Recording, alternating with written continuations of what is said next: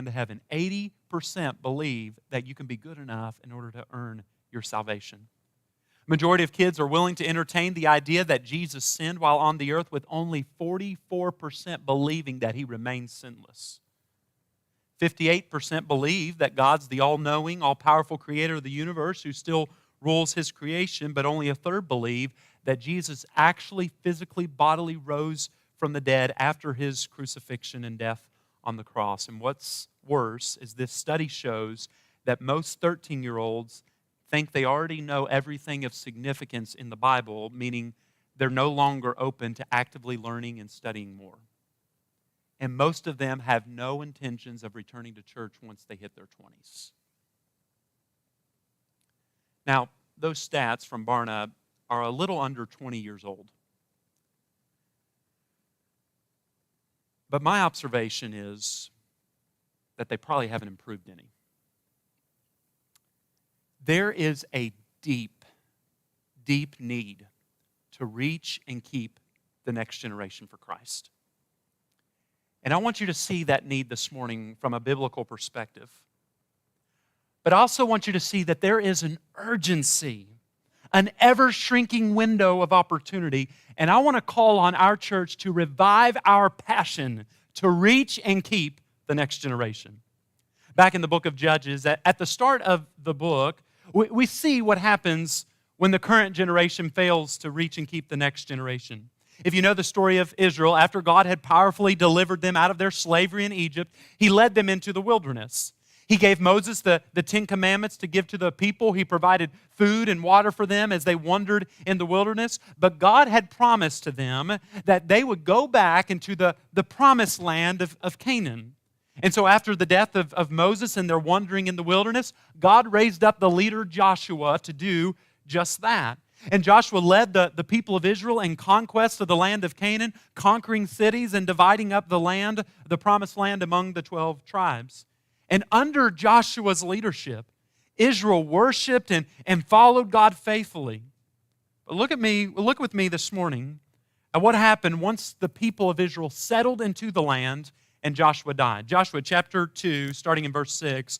After Joshua had dismissed the Israelites, they went to take possession of the land, each to their own inheritance. The people served the Lord throughout the lifetime of Joshua and of the elders who outlived him and who had seen all the great things the Lord had done for Israel.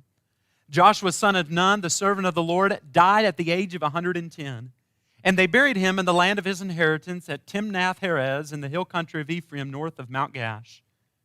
After that whole generation had been gathered to their ancestors, catch this, another generation grew up who knew neither the Lord nor what he had done for Israel. Then the Israelites did evil in the eyes of the Lord and served the Baals. They forsook the Lord, the God of their ancestors who had brought them out of Egypt. They followed and worshiped various gods and the peoples around them. They aroused the Lord's anger. Here was a generation who worshiped and followed God. They kept the covenant. Under Joshua's leadership, they conquered the promised land, and they're able to settle in the land, building homes, but they failed to pass on their faith to the next generation. See, the next generation that came behind them knew neither the Lord nor what he had done for the people of Israel, how he had saved them. In fact, the next generation worshiped other gods, false gods, and turned their back on and abandoned the one true God. And this is one of the needs, biblical needs, to reach and keep the next generation, because our failure means that the next generation could be lost. If we don't take seriously to figuring out how to effectively pass on our faith to our children, they're going to be lost. Now, we're not told why this next generation in Judges 2 did not follow God, nor are we told why the generation before them were not intentional to obey God's command to teach his word to their children. We're left to speculate. But here's my speculation. It's the same thing that happens today.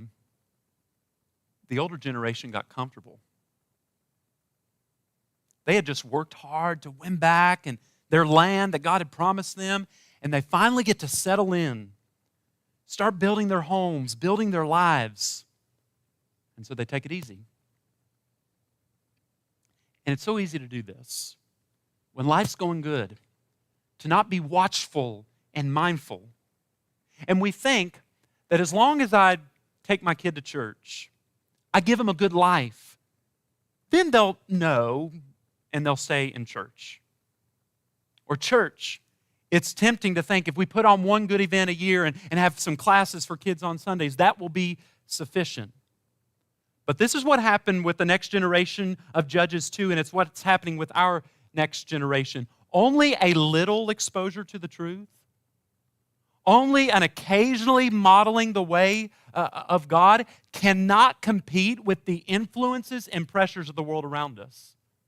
The next generation of Joshua chapter 2, do you know what they did? They followed what everyone else around them was doing, what the world around them was doing. And we need to be mindful. We need to wake up and realize, church, that the world is doing a much better job discipling our kids than we are.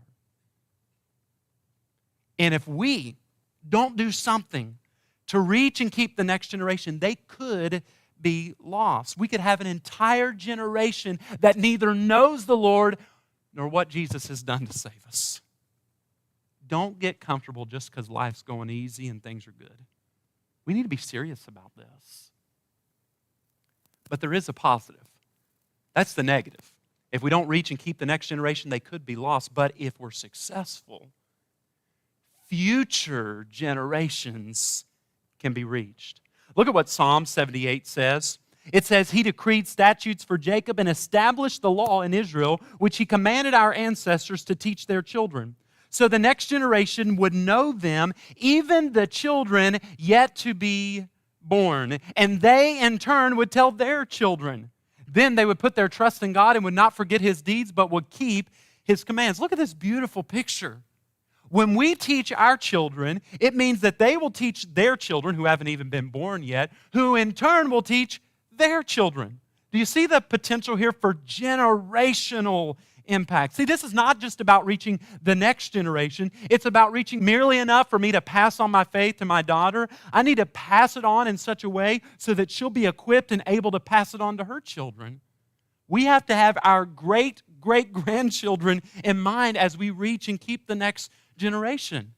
The picture is absolutely powerful. The psalmist says in Psalm 127, children are a heritage from the Lord, offspring a reward from Him. Like arrows in the hands of a warrior are children born in one's youth. Blessed is the man whose quiver is full of them. Children are a blessing, not a burden. But notice what the psalmist compares children to. He compares them to arrows in the quiver of an archer. And every archer knows that arrows are not meant to stay in the quiver. When you're in battle, the arrows don't just sit back there to look pretty. No, the arrows are meant to be shot with a bow in order to go places in battle that you're not able to go. And that's what the psalmist says children are like. They're a blessing, and they're able to go places and go further than you are. And our role in reaching and keeping the next generation is to equip them to be able to reach others, to go where we're not able to go, to reach the next generation behind them. But another biblical need to reach and keep the next generation is because God's commanded it. He commanded it to the nation of Israel after giving them the law. Deuteronomy chapter 4, verse 9, only be careful and watch yourself closely so that you do not forget the things your eyes have seen or let them fade from your heart as long as you live. Teach them to your children and to their children after them. We see this repeated again just 2 chapters later in Deuteronomy chapter 6 when Moses writes, these commands that I give you today are to be on your heart. Impress them on your children. Talk about them when you sit at home and when you walk along the road, when you lie down and when you get up. Tie them as symbols on your hands and bind them on your foreheads. Write them on the door frames of your houses and on your gates. Someone called it the commission before the Great Commission of Matthew 28. It is the command that God gives in His Word that we should pass on our faith to the next generation. Paul tells Timothy in 2 Timothy chapter 2, and the things you've heard me say in the presence of many witnesses,